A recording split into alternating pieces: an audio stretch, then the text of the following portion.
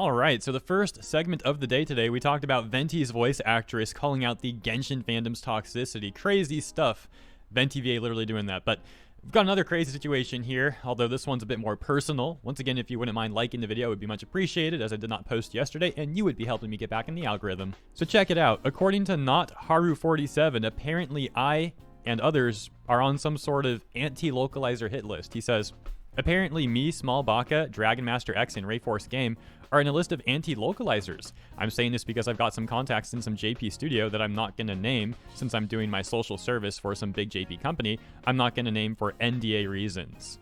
Going on to further say, might as well embrace the meme. The four of us that were, just freaking had that thing pop up, my bad. The four of us were on the list as priority, but they also got some YouTubers who are vocal about localization like Hirohei, Yellow Flash, Rev, Philosophia Gaming, Vera Dark, and some big Twitter users like Shizu, Nogensha, Fate CEO, and Minimo. Additional context here in a discussion with Small Baka and Haru, where Haru eventually says a list on who to block and to also try to get them deplatformed. Adding, one of my contacts tipped me off since I'm a game developer, but due to NDA reasons, I can't reveal much. All I can say is the company I'm doing social service has certain arcade and PS1 classics everyone loves. Based off the information provided by Haru, and also Katrina herself claiming to work at Sega, some people have come to the conclusion that Katrina is involved with this localizer hit list. If you're not aware, Katrina is someone who's recently been in the news quite a bit, in this niche at least, over the last month or so, due to her take on Young Jump, and also more recently defending the localization of the manga, I Think I Turned My Friend Into a Girl.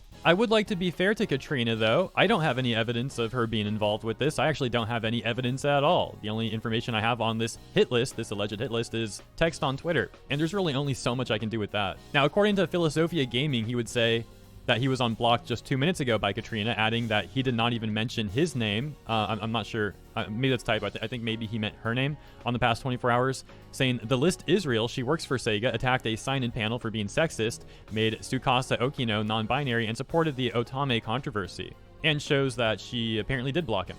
Now, I'm not trying to devalue what Philosophia Gaming is saying here. I just have to be very clear with my own experiences and, again, the lack of evidence that I've been provided in this situation. And so I will once again say, to be fair to Katrina, I've been on her Twitter a couple of times personally with the recent news that's been going on, and I've never seen that she's blocked me, at least.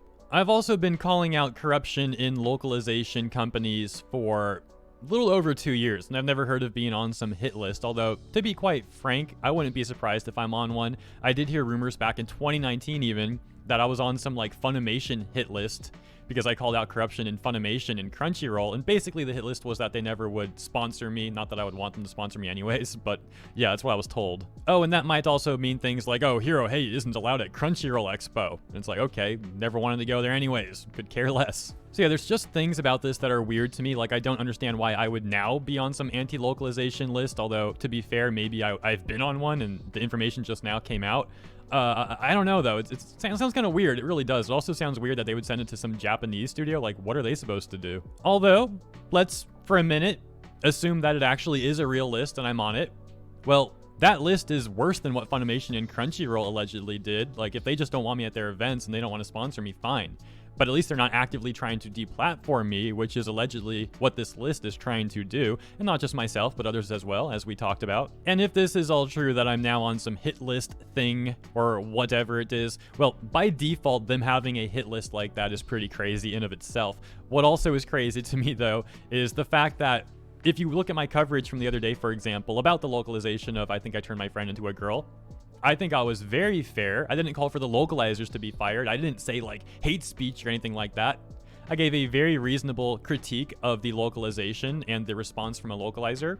I didn't call for the localizer to be fired once again, and I even gave advice to the localizers, essentially saying if they would handle things a little bit differently, and I gave an example of how they could handle it differently. Of course, they could put it into their own words, that I think this would benefit everybody, including the anime fans, including the JP studios, including even the localizers themselves. Although then again, if this list is real, apparently I'm not a priority on the list, and perhaps things like that would be the reasons as to why I'm not a priority. Though, still allegedly on the list, and the list itself is still very creepy, so factor that all in. And let me tell you guys something else that's crazy that's going on right now as I speak. However, I don't want to talk about it in too much detail here at the end of the video because this is a very important topic. It's related to what we've been talking about. However, it warrants its own segment because I don't want to bury the lead here at the end. So let me just tell you vaguely that a certain company is aware of the complaints from anime fans and recently issued a statement saying that they're looking into the complaints. More on that in a segment coming right up. I'd also like to thank Haru for providing the information that we went over in this segment. Of course, it would be much better to have evidence of this stuff. Still though, Haru, thank you for the information. And let me know what you think about this stuff in the comments. As always, thank you for tuning in, and I'll see you in the comments as well as in the next segment.